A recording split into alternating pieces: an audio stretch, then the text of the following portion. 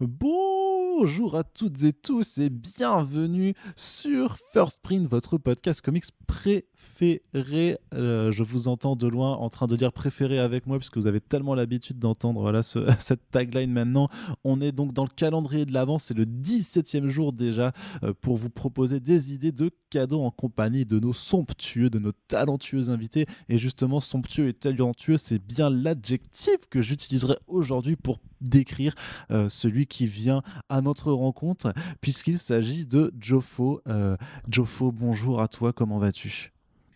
Hello, bah écoute, ça va très bien. En plus, je suis ravi d'être ici sur ce podcast en compagnie de ce fabuleux et talentueux Arnaud Kikou.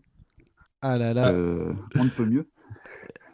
on est vraiment en train de se passer la pommade là, de se brosser le dos, je ne sais pas, je ne connais plus mes expressions.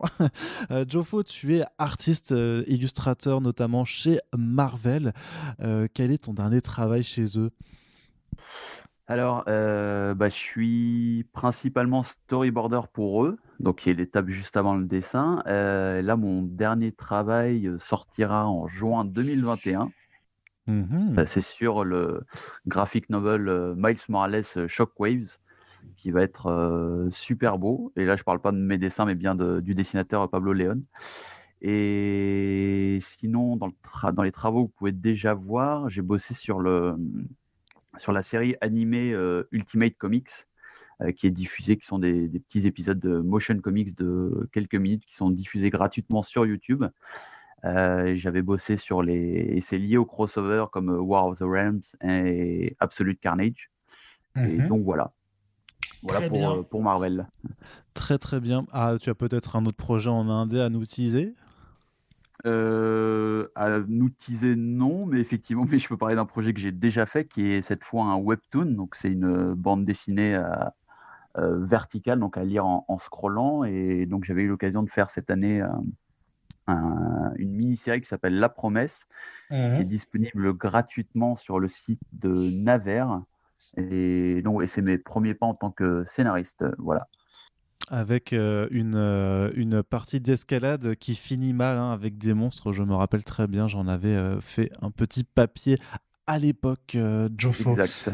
Et aujourd'hui, Jofo, on n'est pas là pour parler de tes comics, hein, parce que les comics, on en a un petit peu marre là. On va parler de vraies bandes dessinées, hein, s'il te plaît. On va parler de manga surtout. Je crois que c'est une première dans First Print. Donc, Jofo, je suis ravi de te compter parmi celles et ceux qui ont complètement niqué la ligne éditoriale du podcast.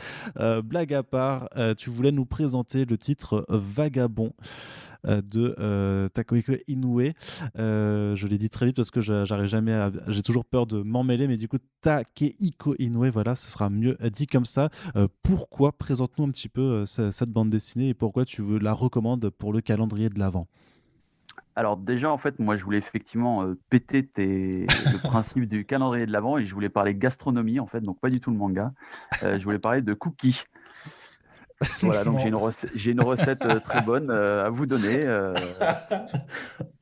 Non, alors, plus sérieusement, pour revenir sur le manga Vagabond de Takehiko Inoue. Alors moi, en fait, je suis tombé dessus cette année un petit peu par hasard, et en fait, c'était une énorme révélation, que ce soit au niveau du dessin et du découpage, qui sont magnifiques. Et donc tout ça, c'est raconté par une histoire qui est plutôt simple, mais qui permet justement de creuser différents thèmes abordés. Et le tout vraiment dans une espèce d'envolée lyrique extrêmement plaisante. Alors pour présenter, en gros, on suit l'histoire de Miyamoto Musashi. On le suit lui sur plusieurs années et son désir de devenir le plus grand samouraï de tous les temps en suivant la voie du sabre. Le manga se passe au début du XVIIe siècle, c'est basé sur un roman. Et en fait, donc, on suit voilà, cette quête initiatique, mais à la différence une évolution entre guillemets, de bagarre en bagarre pour devenir le meilleur, même s'il y a évidemment de la bagarre, on évolue en réflexion sur la quête de sens, sur l'obsession, sur la notion de sacrifice, sur l'impact que ça va avoir sur ton entourage, évidemment sur la mort. Et du Mhm. coup, ça prend vraiment le temps voilà, de se poser et avec les dessins, c'est parfait comme lecture. Il y a évidemment d'autres personnages, comme notamment son ami d'enfance Matahashi, qui idolâtre et envie Musashi, et qui lui aussi espère naïvement devenir son égal. Mais au final, ils seront assez rapidement séparés. Et du coup, on suivra la quête de Matahashi, qui lui aussi est en quête de reconnaissance, quitte à prendre des chemins détournés. Et donc après, il y a encore d'autres personnages à découvrir. Enfin, en tout, il y a 37 mangas. Moi, j'en suis personnellement au 30e pour le moment. Mhm. Et il y a notamment le personnage de Kojiro Sasaki, qui est un samouraï sourd. Et du coup, on suit sa vision. Donc évidemment, c'est un manga, donc il n'y a pas de son, mais on arrive à ressentir vraiment ce que lui vit. Et c'est vraiment fantastique. Donc voilà, les graphismes sont, comme j'ai déjà dit et répété, mais à tomber par terre. Graphiquement, le travail est très réaliste avec un superbe travail de hachure qui peut rappeler un peu Sergio Topi ou Jorge Zafino. Quand il dessine la végétation, c'est super. Sur les personnages, il y a vraiment un travail sur le regard, sur l'intention, justement, dans la manière dont ils sont posés et tout ça. L'ancrage est fou. Alors évidemment, moi, c'est l'artiste qui parle, mais c'est vrai que c'est vraiment devenu une énorme influence pour moi graphiquement. Et donc voilà, donc moi j'espère une artiste édition par IDW, même si j'y crois peu. Mais en attendant, voilà, c'est trouvable en manga, c'est édité chez Tonkam.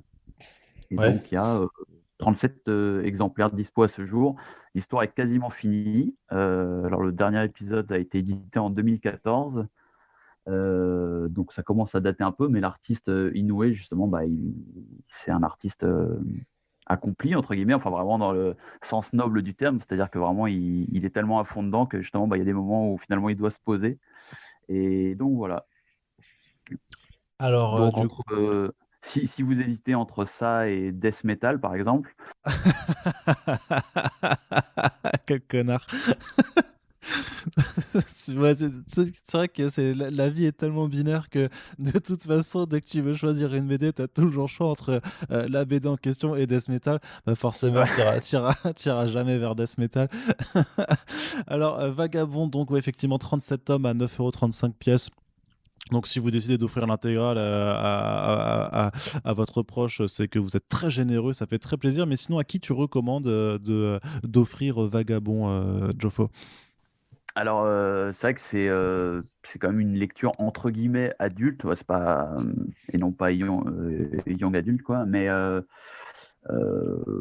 globalement, à toute personne qui justement même a envie de sortir un petit peu du marasme actuel, tout en ayant une approche justement sereine sur la vie. Donc, je dirais presque à tout le monde, mais comme ça fait une réponse facile. Non, et puis évidemment pour les gens aussi qui s'intéresseraient au dessin. Entre autres, voilà, c'est vraiment accessible à tout le monde, mais c'est vrai que, encore une fois, moi, en tant que dessinateur, ça a vraiment été une grosse claque et ça fait plaisir, justement, voilà, de changer, de sortir un petit peu de ce que je connais et du coup, voilà, donc vraiment ne serait-ce que pour admirer les dessins, oui, je le recommande à tout amoureux de bande dessinée et d'art en général. Ok, très bien. Écoute, Jofo, je te remercie pour cette recommandation.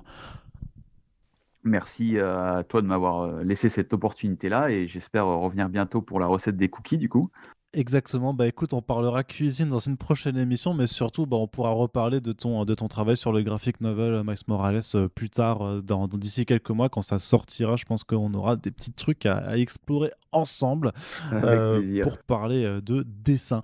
Et on espère en tout cas que la recommandation de notre ami Jofo vous a plu. N'hésitez pas donc à nous dire si vous êtes tenté d'aller offrir ce manga pour Noël ou de vous l'offrir par ailleurs, hein, ou simplement d'aller à la découverte de ce titre. Et on vous invite à partager l'émission si vous êtes d'accord avec la recommandation de Jofo. Et on se donne rendez-vous bien, dès demain pour la suite du calendrier de l'Avent qui arrive petit à petit vers sa fin. Salut! Salut!